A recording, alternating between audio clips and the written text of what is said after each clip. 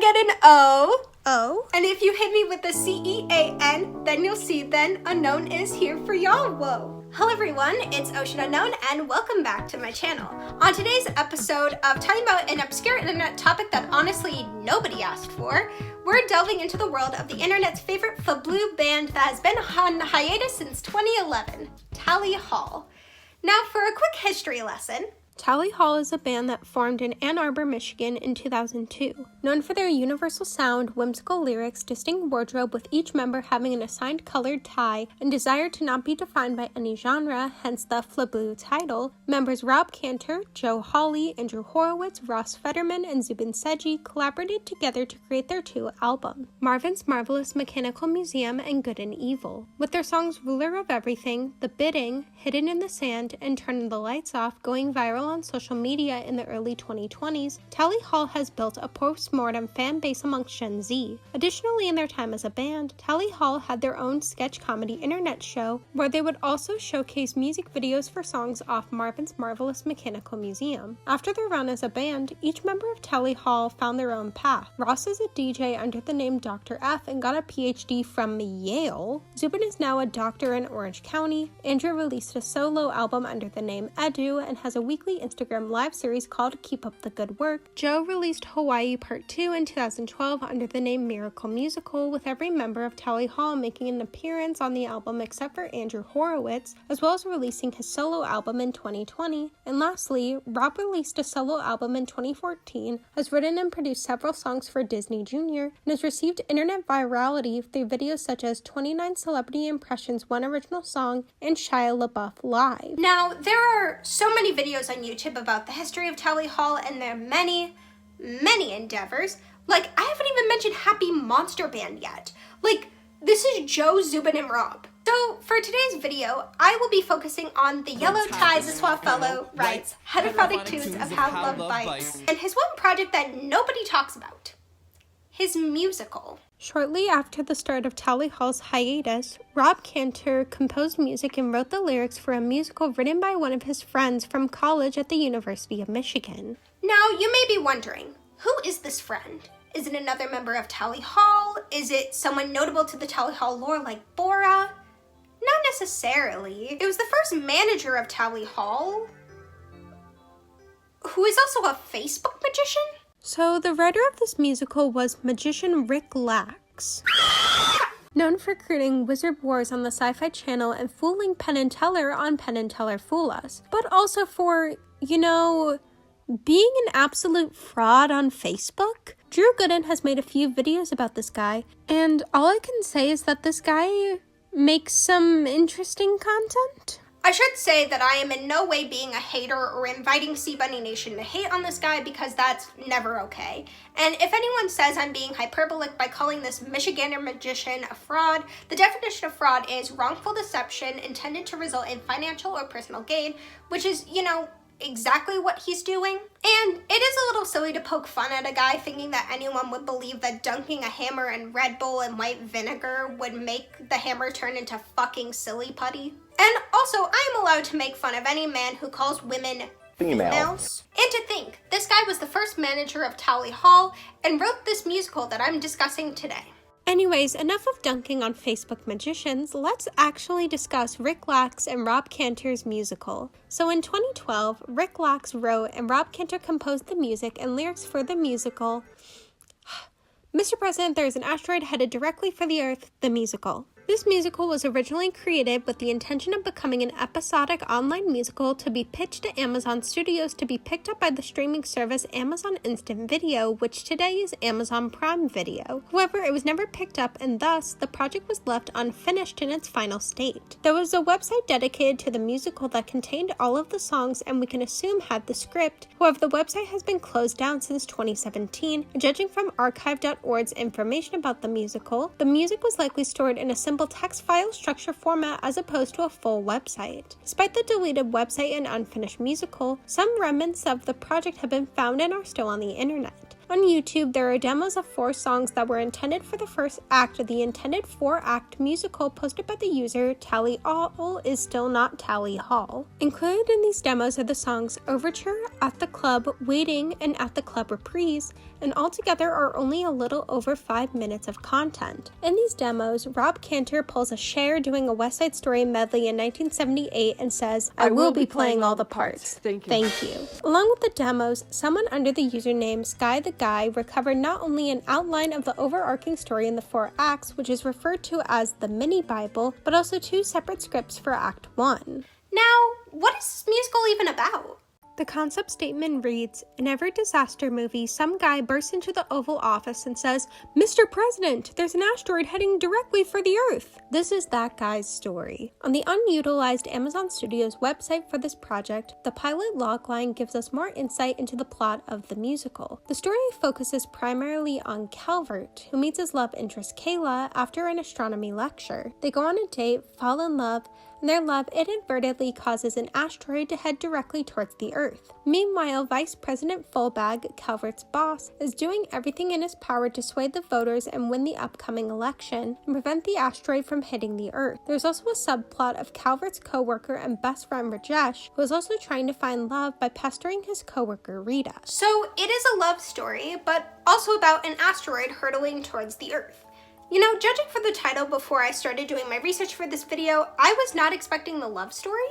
But hey, Rob Cantor is indeed the suave fellow, writes Hydrophotic Tunes of How Love Bites. Anyways, the outline/mini Bible is pretty short, so I'm just gonna read it fully out loud. Calvert, our geeky hero, is working at the White House Observatory when the asteroid alarm sounds. It's a false positive triggered by a flying protoplanet that's going to miss Earth by 328,000 miles. I love that this just assumes that the president or any leader of a country, for that matter, has alarms for potential threats of asteroids. It has the same energy as like when you're a kid and they make quicksand seem like the most dangerous thing you'll ever encounter, when in reality it's, you know, the looming storm cloud of late-stage capitalism and the constant pressure to be a workaholic yet also fit in and have a solid social life.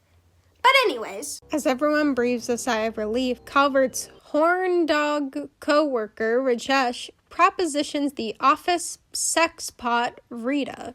And within 3 sentences, it becomes so glaringly obvious that this dialogue was written by a man who calls women females. She gives him a maybe. Specifically, she says she'd go out with him if they were the last 2 people on planet Earth. Rajesh takes note. This doesn't even deserve a... That's called foreshadowing. Vice President Fullbag is getting fed up by Calvert's seemingly useless asteroid observation program, one false alarm after another. Fullbag only pushed to fund the program because Armageddon and Deep Impact and freaked everyone out. But now, VP Fullbag explains, people have forgotten about those movies, so spending $200 million to check for asteroids is no longer politically expedient. Political expediency is on Fullbag's mind because he's running for president. Cutting the asteroid program, Fullbag reasons, could win him favor with the voters, which he desperately needs. See, Fullbag has a woman problem. Let's say it all together. Ew! Rajesh invites Calvert to the club to blow off some steam, i.e., get laid. Calvert reminds Rajesh that they can't go, that they have to attend an astronomy lecture by Derek Hopwood, a badass astronaut turned NASA spokesman. Rumor is, Hopwood's only been into orbit once, Kaido Momota, and he spent the whole time vomiting. At the astronomy lecture, Calvert meets Kayla. She misread a flyer and thought it was an astrology lecture. He's into her quirks. She's into his insecurities. He asks her out. She says yes. Their date will prove to be the most devastating event in the course of human history. So that is the synopsis of Act 1, but before we get to Act 2, there's some things written in poor taste, so I just wanted to make those clear before moving on. Turns out Kayla's a stripper. She dances at a notorious club located under the US Capitol building. She hates her job. For years, she wondered how her life ended up this way, and then she discovered the answer. Astrology, fate, it was written in the stars. The alternative answer, that Kayla ended up here because of her own bad choices, is too much for her to face. So this is very clearly a negative and stereotypical portrayal of sex workers, and it's important to note that this stereotype of the regretful sex worker who made too many bad choices and their punishment is the act of being a sex worker is seen way too often in media. Our society is so anti-sex work, and all of the stigma and stereotypes actively demonize and dehumanize other human beings. I just wanted to bring this to light after reading this. Hey, guess who else was at the club? Vice President Fullbag. He's getting a lap dance and he's having trouble following the no touching rule. So he gets kicked out. Not good, Fullbag realizes. This will get out. Kayla visits the psychic bookshop and asks her astrologer coach, Verna, whether things will work out with Calvert. Verna consults her Chinese astrology charts. The answer is clear. Nope. It's pretty simple, Verna explains. Chinese astrology says that the positions of the planets determine our life on Earth, and Mars and Venus are just too far apart. Kayla is crushed. I looked into this for the purpose of this video, and Chinese astrology does focus on Wuxing and the 5 classical planets, with Mars and Venus being 2 of them. Mars is connected to the element of fire, whereas Venus is connected to metal, and by this context, Kayla is likely a Libra or Taurus, whereas Calvert is probably an Aries or Scorpio. And yes, the thing about Mars and Venus being too far apart is partially accurate. Chinese astrology looks at the positions of the major planets at one's birth, however, it's more connected to their fate than simply figuring out your love life. Also, and can I actually say it this time? That's called foreshadowing. Back at the White House, VP Fullbag tells Calvert that he's persuaded Congress to cut all funding to the Asteroid Observation Program. Fullbag knows the strip club incident will soon make front-page news, and he believes that returning $200 million to the taxpayers is a good way to save face. He warns Calvert that he'll be disconnecting the telescopes and shutting off the power at midnight. Calvert meets Kayla for frozen yogurt, which is honestly the most 2012 sentence in this outline, where he's met with bad news. Kayla wants to break up. Well, she doesn't want to break up, but Verna told her to. Calvert says that astrology is bullshit, and he persuades Kayla to give him a chance. Utter bullshit, bitch. Utter bullshit. There we go. The date moves to the National Planetarium and then to the Library of Congress. Calvert has 24/7 access to both. Love the clarification. Despite, or perhaps because of Calvert and Kayla's opposing world outlooks, they click. Kayla reveals that she's a stripper. Calvert reveals that he hasn't had a girlfriend since high school. They sleep together in the stacks and they say, "I love you." Immediately, Calvert gets a call. The call. Hello. I wanted to record a message for you to help you get settled in on your first night. I actually worked in that office before you. I finished up my last week now, as a matter of fact, so I know it can be a bit overwhelming, but I'm here to tell you there's nothing to worry about. You'll do fine. So let's just get you focused on getting you through your first week, okay? Let's see. First, there's an introductory greeting from the company that I'm supposed to read. It's kind of a legal thing, you know. Welcome to Freddy Fazbear's Pizza, a magical place for kids and grown-ups alike, where fantasy and fun come to life. Fazbear Entertainment is not responsible for damage to property or person. Upon discovering that damage or death has occurred, a missing person report will be filed within 90 days, or as soon as property and premises have been thoroughly cleaned and bleached and the carpets have been replaced, blah, blah, blah. Now, that might sound bad, I know, but there's nothing really to worry about. The animatronic characters here do get a bit quirky at night. But do I blame them? No. If I were forced to sing those same stupid songs for 20 years and I never got a bath, I'd probably be a bit irritable at night too. So remember, these characters hold a special place in the hearts of children and we need to show them a little respect, right? Okay, so just be aware. The characters do tend to wander a bit. They're left in some kind of free roaming mode at night. Something about their servos locking up if they get turned off for too long. They used to be allowed to walk around during the day, too. But then there was the bite of 87. Yeah, it's amazing that the human body can live without the frontal lobe, you know? Now, concerning your safety, the only real risk to you as a night watchman here, if any, is the fact that these characters, if they happen to see you after hours, probably won't recognize you as a person. They'll most likely see you as a metal endoskeleton without its costume on. Now, since that's against the rules here at Freddy Fazbear's Pizza, they'll probably try to forcefully stuff you inside a Freddy Fazbear suit. Now, that wouldn't be so bad if the suits themselves weren't filled with cross beams, wires, and animatronic devices, especially in the facial area. So you could imagine how having your face forcibly pressed inside one of those could cause a bit of discomfort and death. The only parts of you that would likely see the light of day again would be your eyeballs and teeth when they pop out front of the mask. Yeah, they don't tell you these things when you sign up. But hey, first night should be a breeze. I'll chat with you tomorrow. Check those cameras and remember to close the doors only if absolutely necessary. Gotta conserve power. Alright, good night.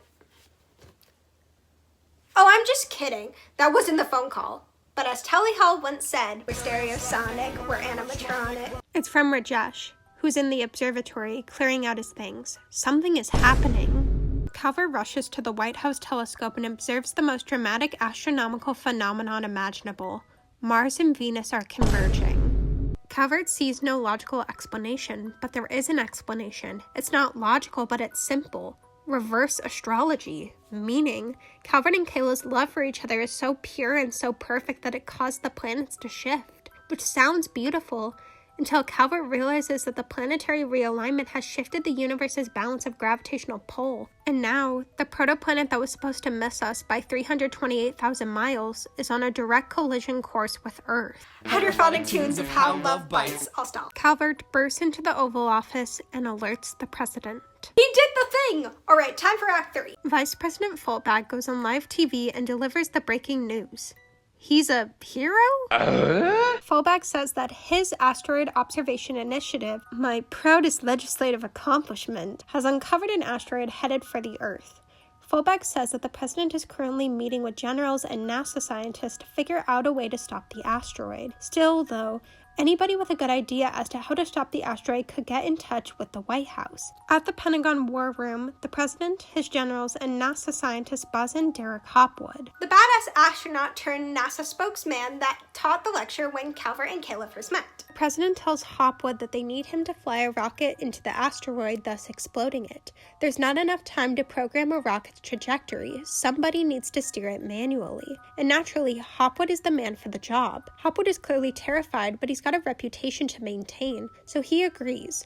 VP Fulbag gets a call from Verna, the astrologer. She's got a solution. Calvert and Kayla have to split up. Their breakup will push Mars and Venus apart, which will realign the universe's gravitational pulls, which will put the asteroid back off course. One problem, Calvert refuses to break up with Kayla. He maintains that astrology is bullshit, and he says that if he's only got one day left to live, this asteroid is coming fast. He wants to spend it with the woman he loves. Hydrophonic tunes of how love. So VP Fulbag has Calvert arrested. Fulbag then puts Kayla on a plane to Alaska. The objective, get these two away from each other. Awful idea, turns out. Calvert and Kayla's love for each other grows. Absence makes the heart grow fonder, which accelerates the planets converging and speeds up the asteroid. Hopwood's spaceship is all set to blast off, but Hopwood's a no-show. Somebody needs to step up to the plate and take over the mission. Rajesh tells Rita that he'd do it in a heartbeat, only if he knew how to fly a ship. He didn't mean it, but when Rita volunteers to go with him and steer, she went to space camp, he can't exactly back down, but he tries. A last-ditch attempt. Rajesh says that he needs to get permission from his parents before he undertakes the mission. Rajesh explains the mission to his parents. He explains that even if he saves the Earth, he'll die. Rajesh's parents think it's a fantastic idea. So Rajesh and Rita suit up and blast off. 3 hours to live. Act 4. The asteroid isn't slowing down. It's speeding up, in fact, and the planets are getting closer and closer together. VP Fulbag hatches a new plan. A new way to destroy Calvert and Kayla's love. I read through this part and I don't think I feel comfortable reading the exact outline. If you wish to read it, the link is in the description, but please be aware that the subject matter in Act 4 is incredibly serious, and I'll put a trigger warning right here. But I don't think I can read this anymore, so for now I will try my best to explain what happens. Fullback does some disgusting, awful things to keep Kayla and Calvert apart while telling Kayla that Calvert is dead. Fullback tells everyone that Mars and Venus have separated and the asteroid is off course as he takes all the credit for saving the Earth and wins the first ever Nobel Science Peace Combo Prize. Kayla runs on stage and reveals the disgusting things Fullback did, and then Calvert runs on stage too as Kayla realizes he's still alive and they profess their love for each other. Calvert and Kayla kiss. The audience cheers, and the asteroid, now back on track, smashes into the Earth, destroying every living thing. Shortly after, Rajesh and Rita land on the Earth, meaning they're the only two people left, meaning Rajesh has a chance. And that was Mr. President, There's an Asteroid Heading Directly for the Earth, the musical. Arguably one of the worst plot descriptions I have ever read. But hey, what honestly did I expect from a fraudulent Facebook magician? So let's move on to the script. I have little to no hope. The script starts with a fortune teller holding the death tarot card as she sings that one day we're all going to die. An ensemble of fancy-dressed men and women appear as they rip off the fortune teller's clothes to reveal that she is also wearing a fancy sparkly dress. In the first song, the musical calls itself If Armageddon Had a Child with the Music Man, which would be funny if this was actually any good. This musical tells the audience from the get-go that it knows it is a musical, but also a catastrophic disaster story as the opening number features a classic musical chorus dance, literally called a good old-fashioned Broadway dance number in the script, and then the number jumps into the fortune teller seeing into the future that everyone is going to die. The ensemble of Broadway dancers and natural disaster victims are joined by even more ensemble members, which I'm pretty sure are meant to be references to other musicals. Like Chimney Sweeps is Mary Poppins, French Soldiers is Les Mis, Poor British Children is likely Oliver, but upon doing some research could be Our Day Out, Nuns is likely Sister Act or Nonsense, marching bands and barbershop quartets are staples of musical theater in general, Greaser is obviously Grease, and The Rabbi could be Come From Away. With the stage directions and lyrics of this opening number, it becomes very clear that this musical was always intended to be a video musical and not an actual staged musical, as the lyrics say. It's a musical on your computer screen. Let's cut to the titular scene. As the opening number concludes, we cut to Calvert where he says the thing! Mr. President, there's an asteroid heading directly for the Earth! Calvert is practicing his eventual big moment with Rajesh as a false alarm goes off. Rajesh says probably the most boring and confusing pickup line to Rita, like, where are the jokes? Rajesh offers to take Calvert to the club, but Calvert declines to attend the NASA Skater Boy lecture, leading into our second song, At the Club, sung by Rajesh. There's some interesting lyrics in this song. Turns out Rajesh isn't at the club as the song suggests, as he is in the observatory with Vice President Fullback. Fullback threatens to fire Calvert and cut his asteroid prevention funding as he refuses to answer calls from the League of Women Voters. Female. Calvert then sings a song as he gets hit by a motorcycle. The driver, revealed to be Kayla, checks in on him and drives Calvert to the lecture hall. It also becomes so much more obvious in the script that Kayla is written to be a manic pixie dream girl, because what other stereotypes could we put into this thing? And once again, this really shows that this was written not only by men, but also a Facebook magician, as they felt the need to say that behind the skater boy NASA guy are two women in bikinis. Behind the women, a wall of flames. Also, the script and mini Bible are so inconsistent, like the NASA guy's name is different depending on the material. In the script, his name is Rod. In the mini Bible, his name is Derek. So what's the difference? And during all of this, Calvert is still singing. There's another quick change where one of the lecture attendees is actually Rob Hopwood, in which the way it's written in the script, I don't even think could work. The quick change stated is a white dress shirt revealing a black leather jacket underneath, and unless the dress shirt is really big, that's not going to look good. I'm literally pursuing a BFA in theater tech with a focus in costume design. I know my shit. Hopwood gives a TED talk, makes some gross comments towards Kayla, and Kayla leaves as everyone laughs at her for thinking this was an astrology lecture. Calvert tries to comfort her, but his dialogue comes across very incel-like. Like, this is a guy that says, actually, or I'm a nice guy, unironically. Kayla and Calvert bond over liking disaster movies, and of course Kayla has to say she loves true crime to prove that she's not like other girls. He asks her out, she says yes, as Rajesh shows up and acts weird. Then the fortune teller shows up just to say no! Back at the club, Rajesh sings an interesting song. The ensemble appears again as they announce that it's the end of Act 1, and they do a quick change with Rajesh, where he is now wearing a sparkly dress. End of Act 1. And currently, we only have the script for Act 1, so lastly, we're gonna move on to the music recorded and sung by Rob Cantor himself. On YouTube, there are 4 songs: Overture, At the Club, Waiting, and At the Club Reprise. Quick note, some of the lyrics in the script are a little different, and I have to address this first. The photo. I will say, I really enjoyed Overture. It reminded me a lot of Tally Hall and Miracle Musical's music. Well, of course, it was written by one of the main songwriters of Tally Hall. While some of the lyrics were a little redundant, I was pleasantly surprised by this song. And of course, he says the thing! Mr. President, there's an asteroid headed directly for the Earth. As for the instrumental is quite good, and his little hellos are very silly. Hello. But there is still that one interesting line. Stop so close, there's a general genital run. Moving on to Waiting, it feels like a simpler version of the songs Rob wrote for Tally Hall, like Never Meant to Know or Just Apathy, but suited to the story of the musical. It's also funny because this is when Kayla hits Calvert with a motorcycle. Well, okay, that sounds wrong. Vehicular manslaughter isn't funny for everyone. What's funny about it is Rob is also doing dialogue for this scene as both Kayla and Calvert, but he doesn't do anything to change his voice to show a change of character. And lastly, we have At the Club Reprise, where Rob drops this line. You laughed in my face, said you thought I was gay. Followed by no booty tapping. This reprise is sung by Rajesh like the first At the Club, as he talks about how he can't find love, probably because he's a painfully unfunny pervert, and there is an incest joke. Anyways, the ensemble comes back to announce that this is the end of Act 1, and the musical as we know it ends with, "We hope you enjoyed Part 1, we truly do, but if you didn't, you're really gonna hate Part 2. I guess in the words of Rob Cantor, there are some things we are never meant to know. And that was Mr. President, There's an Asteroid Heading Directly for the Earth, the musical.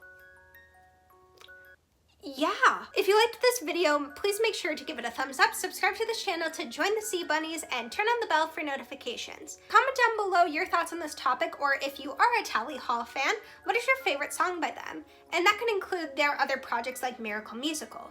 To answer my own question, currently my favorite Tally Hall song is And, but chances are that'll change in like a week because I can never decide. I'll see you all in the next video. Thank you so much!